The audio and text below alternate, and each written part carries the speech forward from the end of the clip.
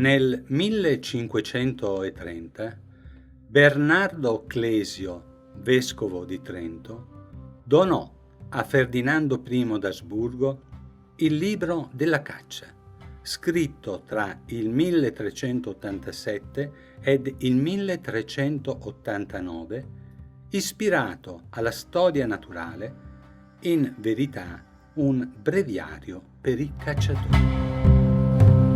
Presso la Biblioteca Ambrosiana di Milano, fra i manoscritti arabi è accuratamente conservato un prezioso libro degli animali, prima opera di probabile esecuzione siriana, che attinge agli studi sociologici di Aristotele, in una edizione del XIV secolo.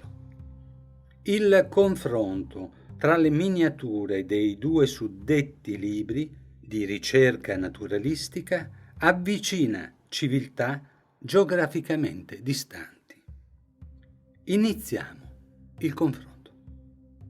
I cani, presentati dai paggi al sovrano, hanno il pregio che il collare dimostra. Levrieri eleganti e veloci, speciali nella caccia alla volpe, molossi per cinghiali ed orsi, bracchi per stanare gli uccelli. Non tutti sono miti. Uno ha la bocca chiusa dalla museruola, un altro ringhia all'addestratore che lo fissa senza timore. Una coppia in scampagnata. Quello rosa è indiano, l'altro selvatico. Un incrocio con la volpe, secondo Aristotele, mentre il primo ha natali tigresti. La stilizzazione accentua il movimento delle gambe ed il collare è un tutt'uno con una aristocratica gorgiera. Il sovrano in trono ha due scudieri ai lati e ai piedi due leoni ammansiti. È seduto alla turca e porta i baffi alla mongola.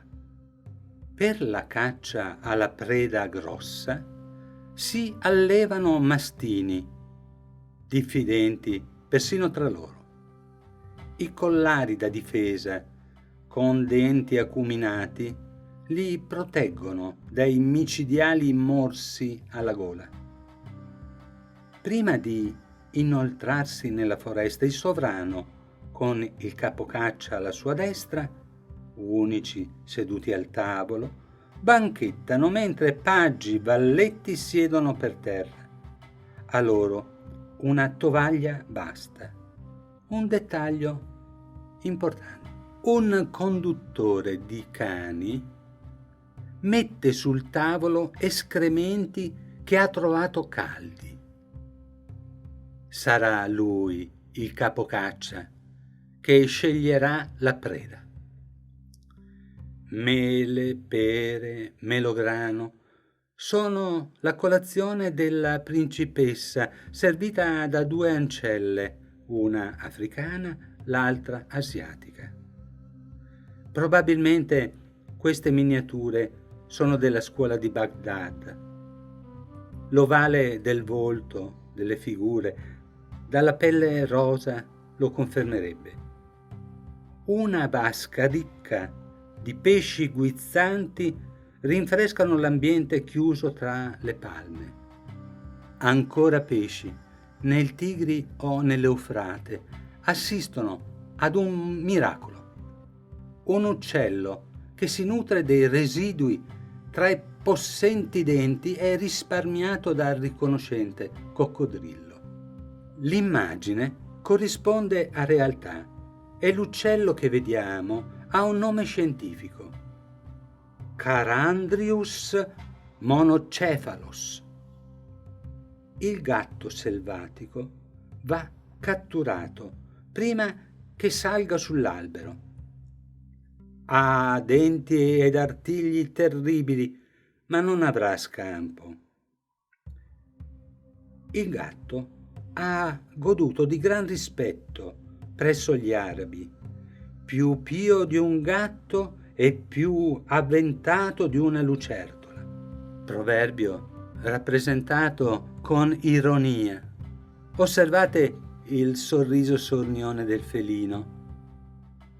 Un gallo bianco s'accoppia con una gallina nera. Ne uscirà un nuovo bianco-nero per la gioia dei tifosi juventini? Passionale il galletto dal piumaggio angelicante che morde il collo dell'elegante prescelta. Deve essere primavera. Il sangue ribolle nel capro e nell'ariete, un connubio improbabile. Il capro alla pecora preferisce la sua femmina e così l'ariete. Lo scambio di coppia la natura mal gestisce ed i fiori ripiegati esprimono una vegetale disapprovazione. Camosci e stambecchi, parenti stretti degli ovini, vivono tra rocce taglienti e precipizi. Raggiungerli è una fatica doppia. Si deve salire trattenendo le frenesie dei cani che per esuberanza potrebbero cadere rovinosamente. Trovato l'anfratto, arcieri e balestrieri si metteranno all'opera. I cani guida sono sfiniti. La lingua è fuori tutto.